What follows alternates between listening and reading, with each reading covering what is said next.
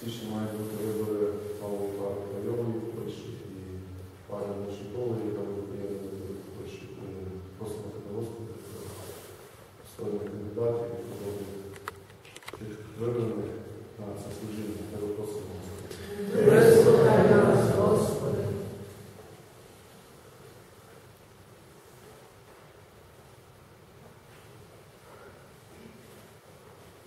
Молимося за мир, правду і взаєморозуміння у нашій країні, в наших серцях та домівках.